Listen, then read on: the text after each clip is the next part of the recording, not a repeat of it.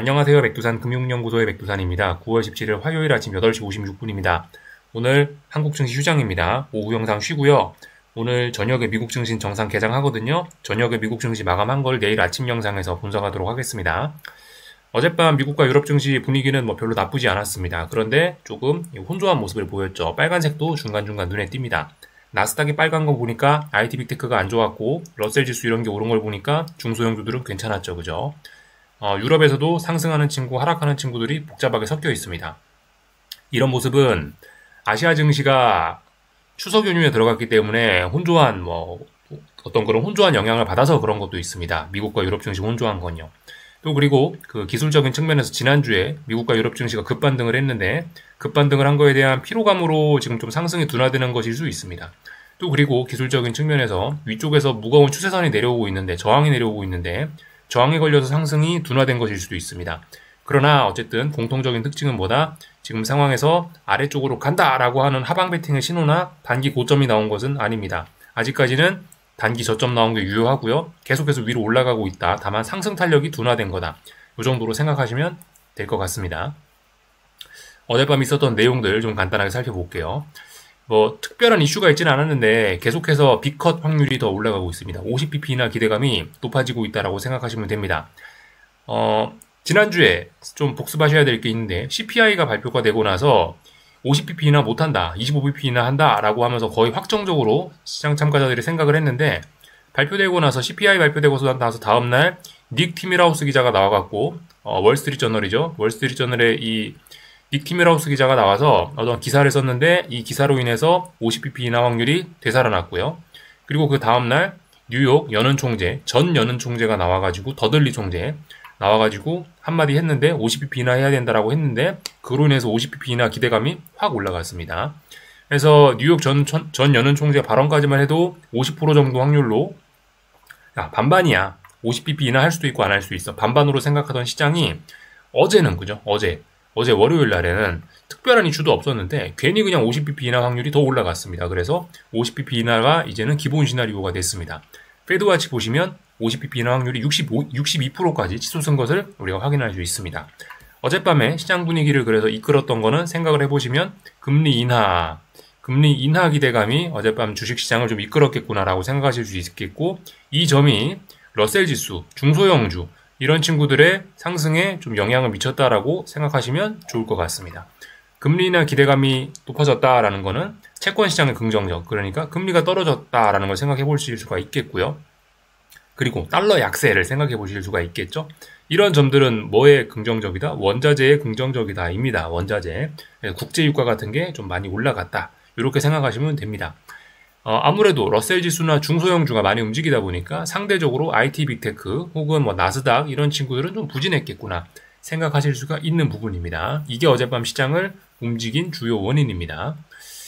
그리고 사실 여기엔 잘 나와 있지가 않긴 한데 어젯밤 시장을 움직인 또 하나의 요인, 애플이 새로 출시한 아이폰 16이 좋은 반응을 얻지 못하고 있다는 소식 등이 전해진 영향이다. 이날 애플은 2.78% 하락 마감했다라는 거.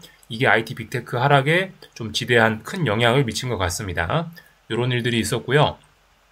주식시장에 영향은 별로 미치지 못했지만 트럼프의 두 번째 암살 시도가 있었다라고 합니다.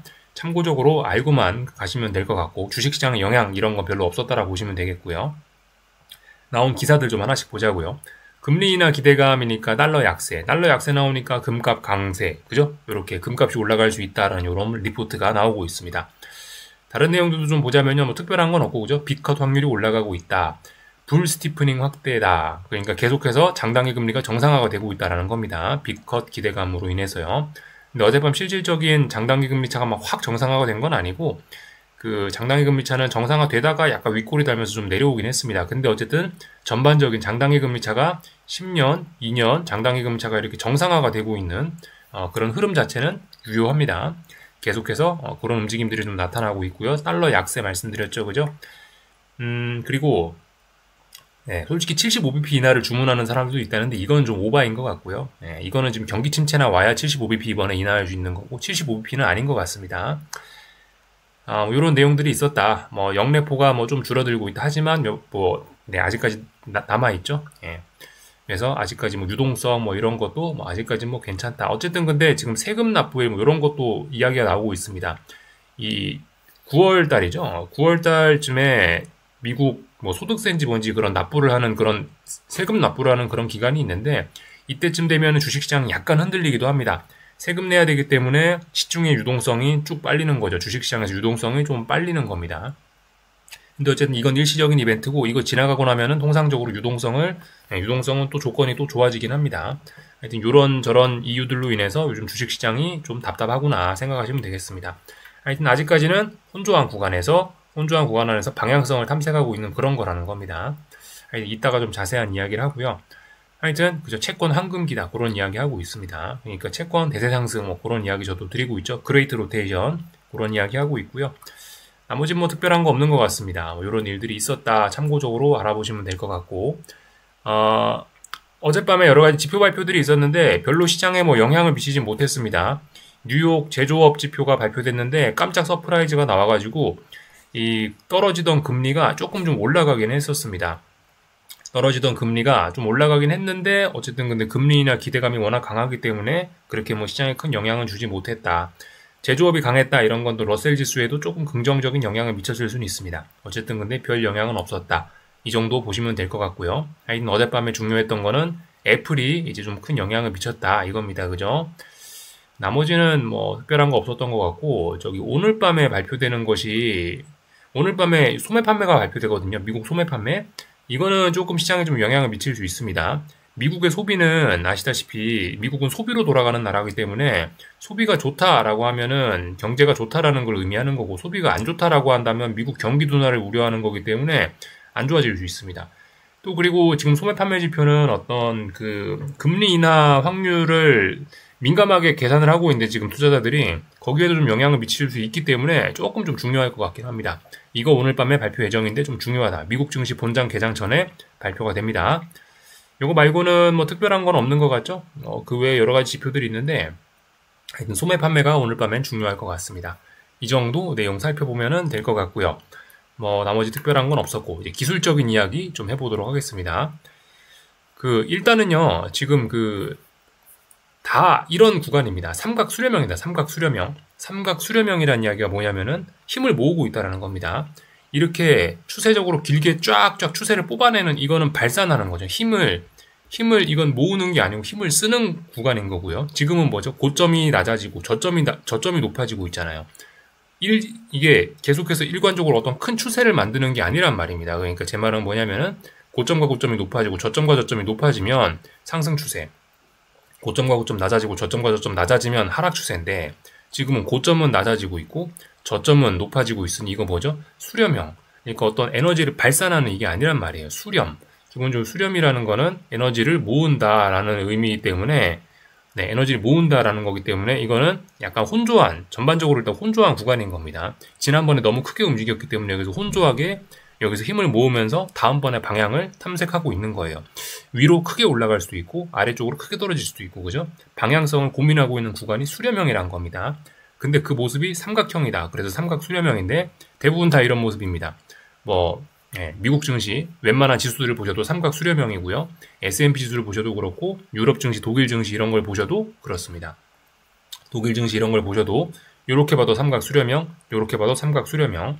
이게 방향성을 고민하는 과정 중이라고요. 위로 갈지 아래로 갈지 방향성 고민하는 그런 거다.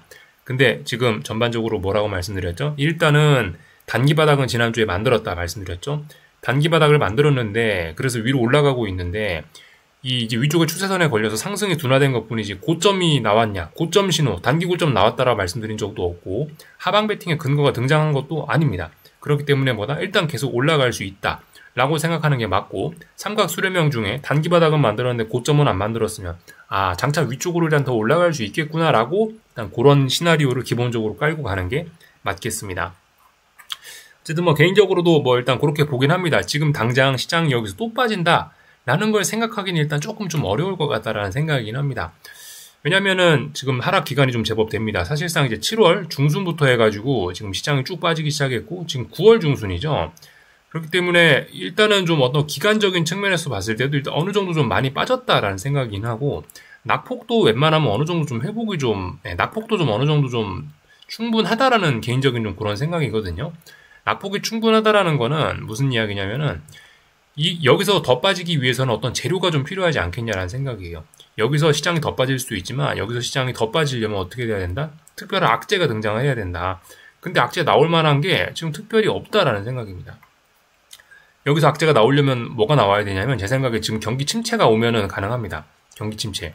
근데 지금 말씀드렸다시피 침체 우려만 있는 거지 이게 경기 침체가 지금까지 난다라는 어떤 구체적인 그런 신호, 그런 지표 그런 건 등장하지 않았거든요. 그렇기 때문에 지금 상황에서 시장이 더 빠진다? 이건 개인적으로 조금 좀 어렵지 않을까. 물론 더 빠질 수도 있죠. 더 빠지면은 뭐다? 약간 언더슈팅으로 보고 계속 매수를 생각하는 게 맞지 않겠느냐라는 생각을 일단 하면서 보고 있습니다.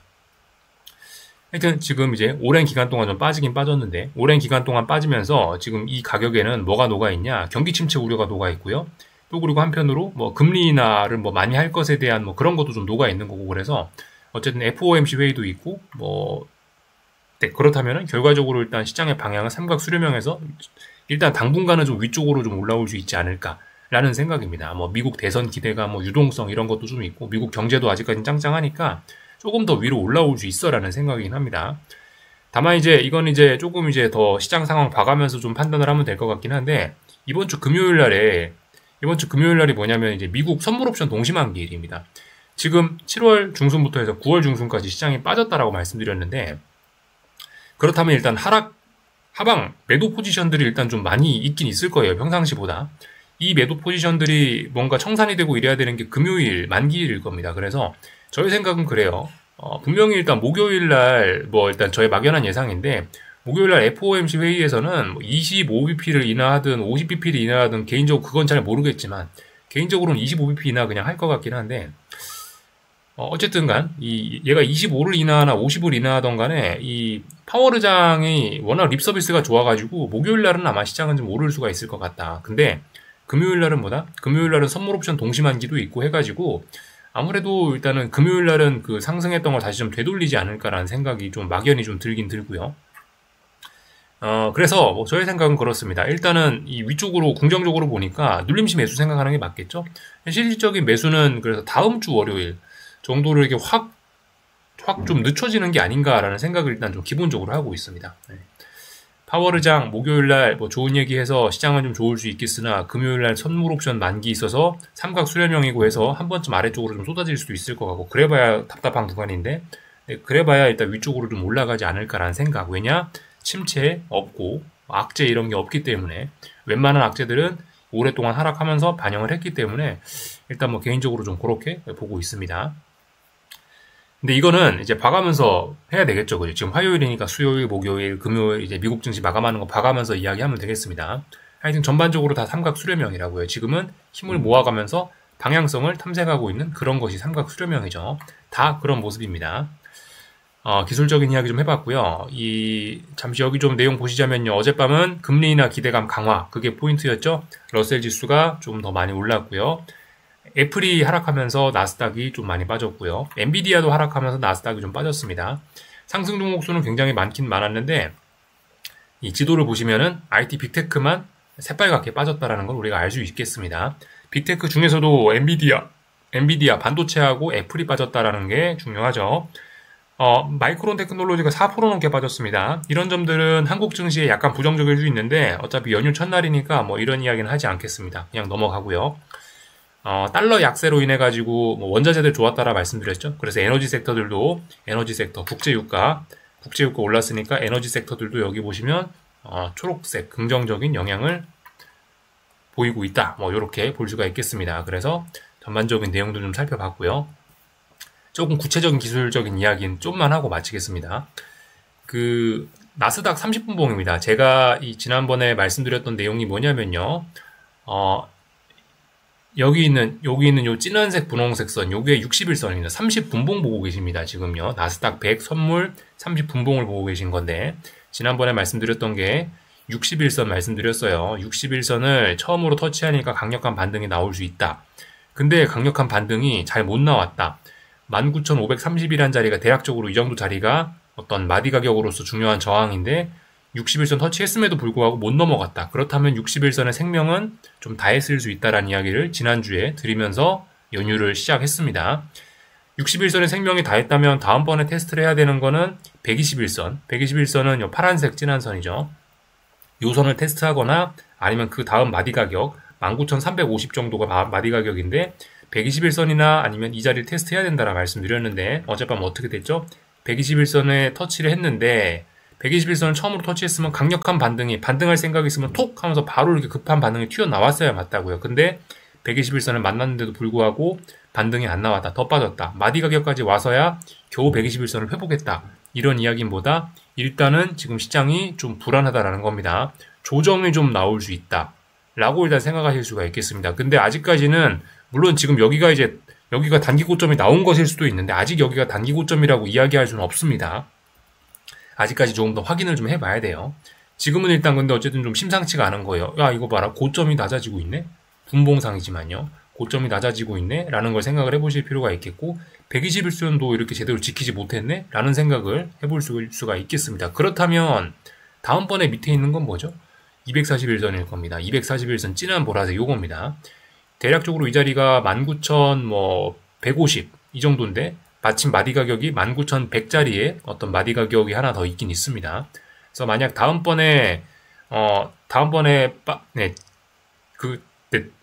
지금 조정이 좀 나올 수 있습니다. 다음번에 조정이 나오면 이 121선 부근까지 한번 내려올 수 있다. 30분봉의 121선은 30분봉의 241선 부근까지 내려올 수 있는데 241선은 뭐냐? 5일선입니다. 5일선. 그러니까 일봉상으로 봤을 때 나스닥이 5일선 조정을 한번 본격적으로 좀 거칠 수 있다 이겁니다. 일봉으로 봐도 사실 좀 어젯밤에 좀 약한 게 느껴져요. 일봉으로 봤을 때는 5일선 처음으로 터치했는데 근데 보시다시피 잘 안 튀어 올랐잖아요. 반등이 약했잖아요. 그러니까 일단 조금 더 빠질 수 있다. 이런 식으로 생각하는 게 일단 맞겠습니다. 그래서 시장은 지금 일단은 조금 좀 약한 상황인데 근데 문제는 지금 당장 뭐 얘가 241선까지 내려온다. 30분봉에서 좀 많이 빠진다라고 해도 이게 뭐냐면 아직까지는 강하다라 이겁니다. 아직까지는 강하다. 왜 강하냐면은 지난번에 CPI 발표되고 나서 한번 폭락했다가 엔비디아 사장님이 AI 괜찮다라고 이야기하고 나서 나스닥이 급등했죠. 지난번 이 강력한 매수세의 영향이 아직 남아있단 말입니다. 그래서 여기서 한 번 더 얘가 쿵 하면서 조정이 나온다 하더라도 아직까지는 조금 더 버틸 수 있는 그런 시간이 있다. 뭐 그런 겁니다. 그래서 아직까지는 어쨌든 조금 더 일단 하락에 대한 목표치는 단기적으로 봤을 때 241선 뭐 이런 자리까지 좀 열리긴 했는데 19,110 이런 자리까지 대략적으로 열리긴 했습니다만은 이거는 아직까지는 어떤 급격한 상승에 대한 조정을 의미하는 거지 이게 하락으로서의 전환을 의미하는 것은 아직까지는 아니다라는 겁니다. 이까지 내려온다라고 해도 5일선 조정에 그치는 정도라고 생각하시면 되겠습니다. 그래서 일단은 뭐 이런 상황입니다. 지금 이렇게 조정 나오는 거는 사실 굉장히 건전하고 자연스러운 과정 중입니다. 왜냐? 위에서 추세선이 내려오고 위쪽에 무거운 저항이잖아요. 저항을 아무런 이슈도 없이 그냥 뜬금없이 이걸 급등하면서 넘어가요. 중요한 이벤트 FOMC 앞두고 그게 오히려 더 안 좋은 겁니다. 지금은 일단 건전하게 밀려야 될 자리에서 적당히 밀리는 그런 모습들을 보여주고 있는 겁니다. 이런 이야기는 숫자만 달라졌을 뿐 S&P에도 공통적으로 해당되는 이야기. S&P는 근데 좀 더 강해서 넘어갈 것 같아 보입니다만은 얘도 근데 뭐 비슷비슷하긴 합니다. S&P는 대략적으로 121선 부근까지 내려왔었는데 터치는 안 했고 근데 어쨌든 121선 부근까지 내려왔다 하더라도 얘도 상승 탄력이 약해가지고 결국 그 5640이라는 자리가 중요한 저항인데 이 자리를 얘도 못 넘어가고 있습니다. 어쨌든 다들 그 위에서 내려오는 무거운 저항의 영향을 받아갖고 움직임이 둔화가 되어 있다 이겁니다. 이게 좀 중요한 내용인 거고요. 지금 몇 가지 조금 좀 경계해야 될 점이 좀 있긴 있습니다. 조정이 조금은 좀 더 깊어질 수 있다. 그러니까 단기바닥 나왔죠, 그죠? 단기바닥 지금 나온 상황에서 단기바닥 훼손하지 않는 상황에서 지금 눌림, 조정이 지금 조금 나오고 있는 겁니다. 다만 근데 이 조정이 조금 더 깊어질 수 있다는 거는 뭐냐면 변동성 지수, 추종한 ETF 이런 것들 보면 좀 경계를 해야 될 필요가 있습니다. 21선, 61선 이런 지지력들을 지금 밑에 깔고 있고 지금 잘 죽지 않기 때문에 좀 경계를 해야 될 수 있습니다. 얘네가 여기서 아예 추세적으로 바닥을 다져버리면 어떻게 된다? 추세적으로 얘가 바닥을 다져버리면은 여기서 좀 생각보다 좀 많이 올라가 버릴 수 있습니다. 이렇게 어떤 추세적으로 N자로 이렇게 많이 올라가 버릴 수도 있습니다. 근데 아직은 그거를 걱정할 때는 아니고요. 아직 그걸 걱정할 때는 아니고 아무튼 얘가 잘 안 죽고 있다라는 게 좀 중요한 점입니다. 엔비디아 좀 잠깐 보겠습니다. 엔비디아도 제가 그어놨던 선이 다 사라지긴 했네요. 대략적으로 볼게요. 대략적으로 요 삼각 수렴형이죠. 얘도 이런 식으로 삼각 수렴형입니다. 그리고 그 제가 지난번에 그 여기 어디서 그 요렇게 올라오는 선이 하나 있다라고 말씀드렸는데 지금 그 선에 밀려갖고 지금 이렇게 여기 저항 나오는 거예요. 지금은 여기서 좀 지워져 있는데 하여튼 그래서 얘도 지금 좁은 구간 안에서 지금 요렇게 지금 삼각 수렴형 지금 가능성이 좀 있긴 있습니다. 이런 식으로 하나 올라오는 추세선이 있는데 지금 여기를 못 넘어가고 있어요. 근데 일단은 여기 못 넘어가더라도 지금 많이 밀린 건 아니라 일단 계속 올라갈 수 있다라고 긍정적으로 봐주면은 되긴 됩니다. 아직까지는 강하다 뭐 그런 거고요. 반도체 지수 이런 걸 보셔도 비슷비슷합니다. 어쨌든 움직임들 대부분요. 삼각 수렴형이고 위쪽에 위쪽에 있는 무거운 저항 이쪽의 영향이나 아니면 어떤 추세선 이렇게 올라오는 그런 거의 영향으로 저항을 받아서 상승이 둔화가 되어 있다. 이 정도 일단 보시면 될 것 같습니다. 그래서 그런 조정이 오늘 밤에 조금 더 깊어질 수 있다. 이 정도 생각하시면 될 것 같고요. 채권 시장은 빠질 듯 하지만 또 잘 올라가고 있습니다. 금리나 기대감이 있기 때문에.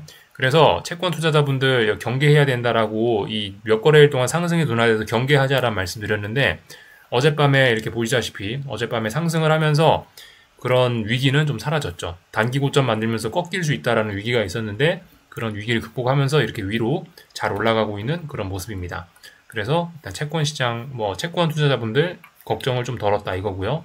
달러 약세 나왔죠? 유로화 강세, 금리나 기대감 강화로 이렇게 올라오고 있습니다. 유로화 조금 더 올라올 수 있습니다.